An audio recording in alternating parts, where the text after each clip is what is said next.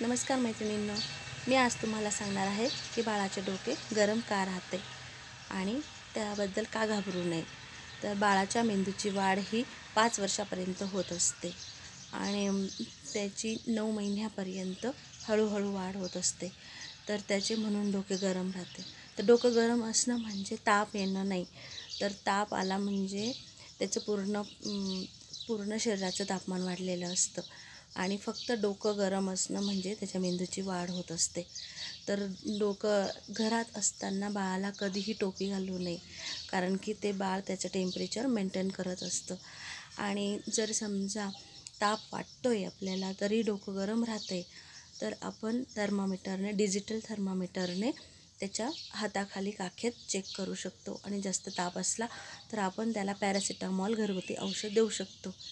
ते कॅलपॉल, डोलो अशा कंपनीचे, क्रोसिन या कंपनीचे असतात। तर घाबरायचं काहीच कारण नसतं। आणि ताप आलेला आहे हे कसं काय कळतं, तर बाळ चिडचिड करतं, खात नाही, झोपत नाही, तर ताप आला आहे असं समजायचं। आणि जर समजा बाळाचं डोकं गरम आहे आणि बाळ मस्त व्यवस्थित झोपलं आहे, व्यवस्थित खातं आहे, खेळतं आहे, तर घाबरायचं काहीही कारण नसतं, कारण की बाळाच्या शरीराच्या तापमानापेक्षा डोक्याचं तापमान थोडं जास्त असतं। तर माझा व्हिडिओ लाईक करा, माझे चॅनल सबस्क्राईब करा आणि माझ्या व्हिडिओला शेअर करा। थँक्यू।